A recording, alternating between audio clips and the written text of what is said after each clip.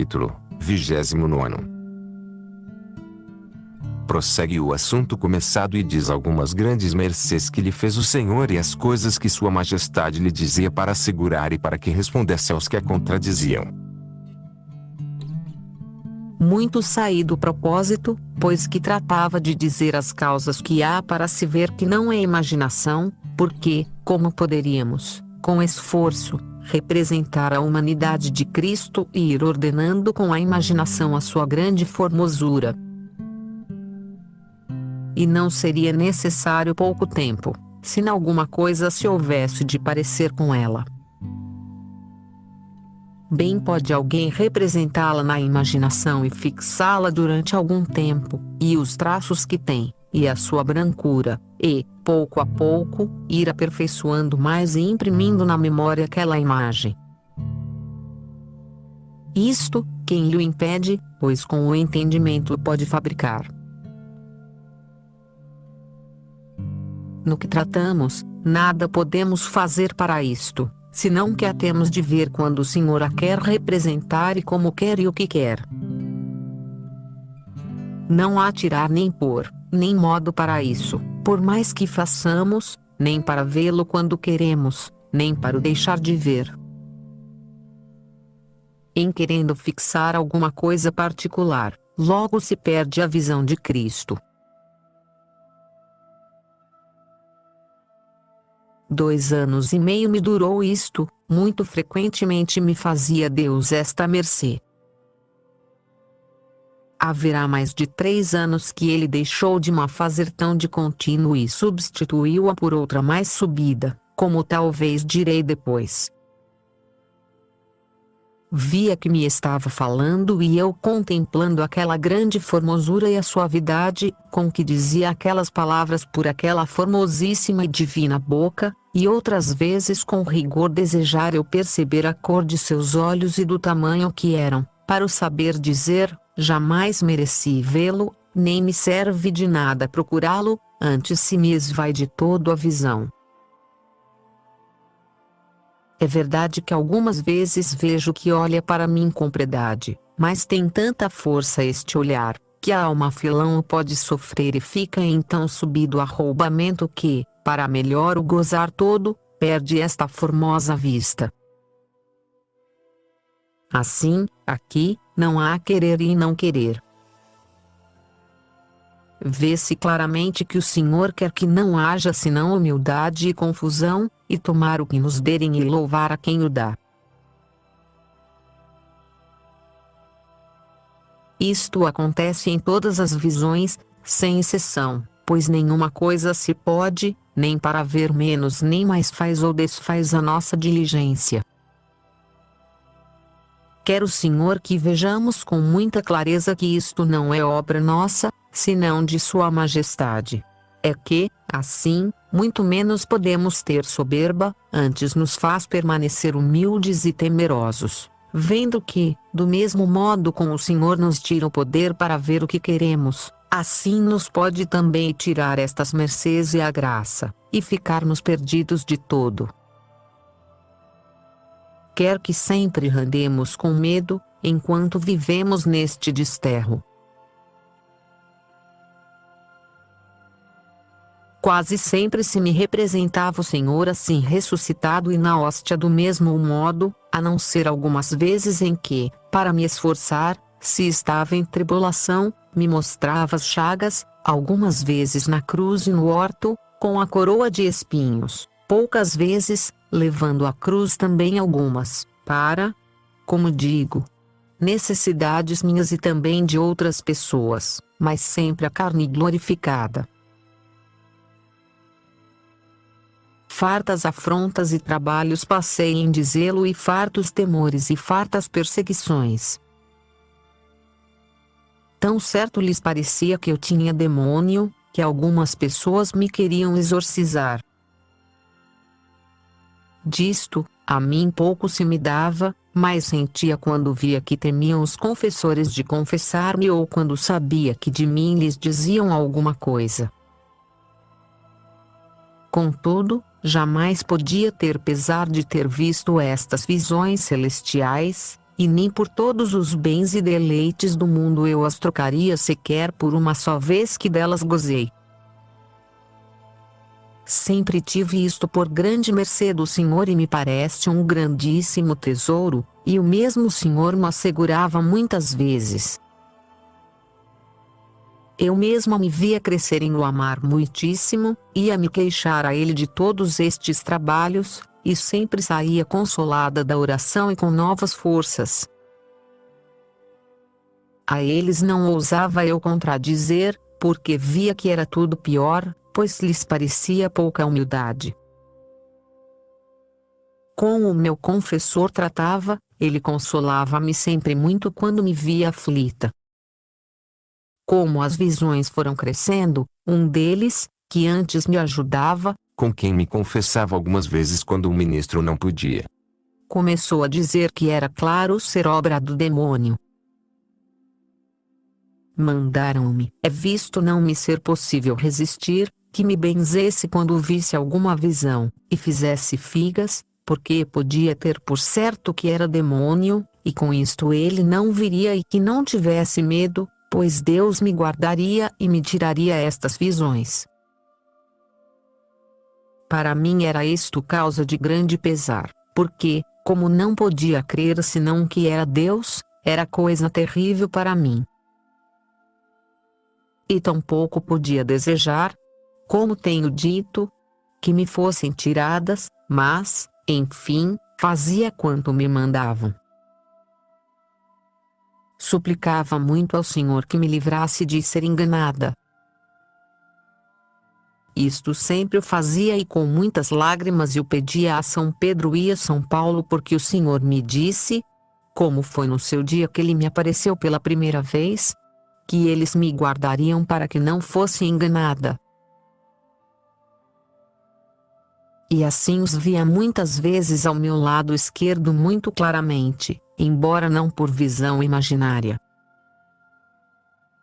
Eram estes gloriosos santos muito meus senhores. Dava-me grandíssima pena ter de fazer figas, quando via esta visão do Senhor. É que, quando eu o via presente, embora me fizessem em pedaços, não poderia crer que era um demônio, e assim isto foi um gênero de penitência bem grande para mim e, para não me andar tanto a benzer, tomava uma cruz na mão. Isto fazia-o quase sempre, as figas não tão de contínuo, porque sentia muito. Lembrava-me das injúrias que lhe tinham feito os judeus e suplicava-lhe me perdoasse, porque o fazia para obedecer a quem ele tinha em seu lugar e que não me culpasse, pois eram os ministros que ele tinha posto na sua igreja. Dizia-me o Senhor que não me perturbasse com isso, que fazia bem em obedecer, mas ele faria com que se entendesse a verdade. Quando me tiraram a oração, pareceu-me que ficara magoado, disse-me que lhes dissesse que aquilo já era tirania. Dava-me razões para que entendesse que não era demônio, algumas direi depois. Uma vez, tendo eu a cruz na mão, que a trazia num rosário, pegou nela o Senhor com a sua e quando me tornou a dar tinha 4 pedras grandes, muito mais preciosas que diamantes e isto sem comparação. É que nem quase mesmo pode haver com o que se vê de sobrenatural, pois o diamante parece coisa contrafeita e imperfeita à vista das pedras preciosas que lá se vêem. Tinha 5 chagas de muito linda feitura. Disse-me o Senhor que assim haveria de aí em diante, e assim foi que não vi a madeira de que era feita, senão estas pedras, mas isto a ninguém acontecia senão a mim. Desde que me mandaram fazer estas tais provas e resistir, foi muito maior o crescimento das mercês. E em me querendo distrair, nunca saia de oração. Até dormindo me parecia que estava nela. Então cresciam o amor e as queixas que eu fazia ao Senhor, pois não podia sofrer, nem estava na minha mão, deixar de pensar nele, por mais que eu quisesse e por mais que me esforçasse. Contudo, obedecia quando podia, mas nisto pouco ou nada podia e o Senhor nunca me dispensou de obedecer. Mas, ainda que me dizia para o fazer, assegurava-me, por outro lado, e ensinava-me o que lhes havia de dizer, e assim ainda o faz agora. Dava-me razões tão fortes que a mim me incutiam inteira segurança. Dentro de pouco tempo começou Sua Majestade, como me tinha prometido, a mostrar mais claramente que era Ele, crescendo em mim um amor tão grande de Deus que não sabia quem me infundia, porque era muito sobrenatural, nem eu o procurava. Via-me morrer com desejo de ver a Deus e não sabia aonde havia de buscar esta vida, a não ser com a morte. Davam-me uns ímpetos tão grandes deste amor que, embora não fossem tão insofríveis como os que já de outra vez tenho dito, nem de tanto valor, eu não sabia que fazer de mim. Nada me satisfazia, nem eu cabia em mim, senão que verdadeiramente me parecia que se me arrancava a alma. Ó, artifício soberano do Senhor, de que indústria tão delicada usáveis para com a vossa escrava miserável. Escondíeis-vos de mim e apertáveis-me com vosso amor com uma morte tão saborosa que nunca a alma quereria sair dela. Quem não tiver passado por estes ímpetos tão grandes, impossível é podê-lo entender, não é desassossego do peito, nem umas devoções que costumam dar muitas vezes, que parece afogam o espírito, que não cabe em si. Esta oração é mais baixa e devem-se reprimir estes ímpetos procurando, com suavidade, recolhê-los dentro de si e acalmar a alma. Pois isto é como meninos que têm um choro acelerado, e parece que se vão abafar, e com dar-lhes de beber, cessa aquele demasiado sentimento. Assim aqui, a razão procura atalhar, retesando a rédea, porque poderia ser que para isto concorresse o mesmo natural. Volte a consideração com o temor de que nem tudo aquilo é perfeito, mas que nisto pode ter muita parte a sensibilidade e acalme esta criança com um regalo de amor que a faça mover a amar com suavidade e não aos empurrões, como dizem. Recolha este amor dentro de si e não seja como panela que ferve demasiado, porque pondo lenha sem discrição, se derrama toda. Modere a causa que lhe serviu para atear esse fogo e procure abafar a chama com lágrimas suaves e não penosas, como são as destes sentimentos, que fazem muito dano. Eu as tive algumas vezes nos princípios e deixavam-me com a cabeça perdida e o espírito cansado, de sorte que no outro dia, e até por mais tempo, não estava em condições de voltar à oração. Assim, pois, é mister grande discrição nos princípios para que tudo vá com suavidade e se disponha o espírito a obrar interiormente, procure-se evitar muito o exterior. Estes outros ímpetos são diferentíssimos. Não pomos nós a lenha, antes parece que, aceso já o fogo, de súbito nos lançam nele para que nos queimemos. Não procura a alma que lhe doa esta chaga da ausência do Senhor, mas cravam-lhe, por vezes, uma seta no mais vivo das entranhas e do coração, que ela não sabe o que tem, nem o que quer. Bem entende que quer a Deus, e que a seta parece vir ervada para se aborrecer a si mesma por amor deste Senhor e que perderia, de boa vontade, a vida por ele. não se pode encarecer nem dizer o modo como Deus chaga a alma, e a grandíssima pena que dá, de modo que a faz não saber de si, mas esta é pena tão saborosa, que não há deleite na vida que mais contento dê. Sempre a alma quereria, como tenho dito, estar morrendo deste mal. Esta junção de pena e glória trazia-me desatinada, pois não podia entender como aquilo podia ser. Oh! O que é ver uma alma ferida?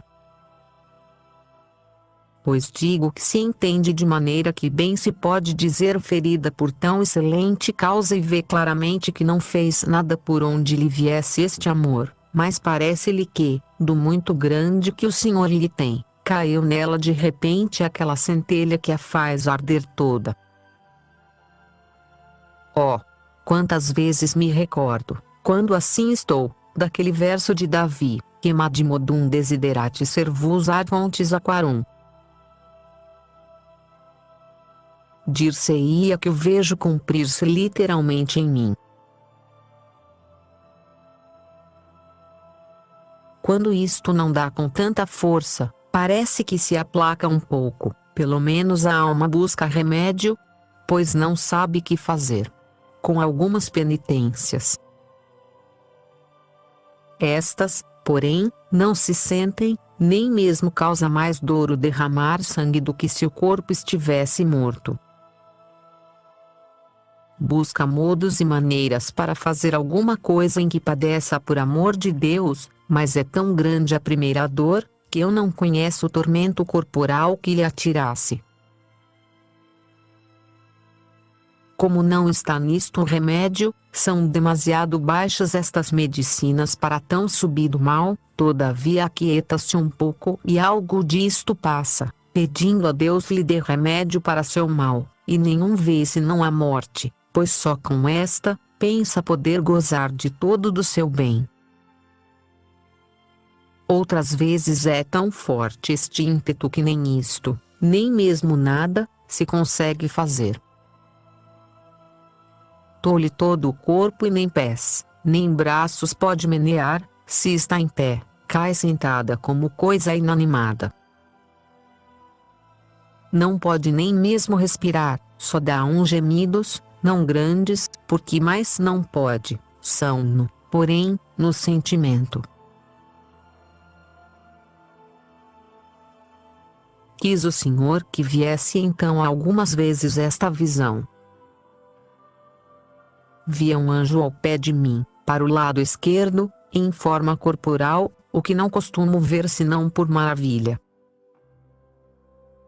Ainda que muitas vezes se me representam anjos, é sem os ver, senão como na visão passada, que disse antes. Nesta visão quis o Senhor que o visse assim, não era grande mas pequeno, formoso em extremo, o rosto tão encendido, que parecia dos anjos mais sublimes que parecem todos se abrasam. Devem ser os que chamam querubins, que os nomes não nos dizem, mas bem vejo que no céu há tanta diferença de uns anjos a outros e destes outros a outros, que não o saberia dizer. Via-lhe nas mãos um dardo de ouro comprido e, no fim da ponta de ferro, me parecia que tinha um pouco de fogo. Parecia-me meter-me este pelo coração algumas vezes e que me chegava às entranhas. Ao tirá-lo, dir-se-ia que as levava consigo, e me deixava toda abrasada em grande amor de Deus.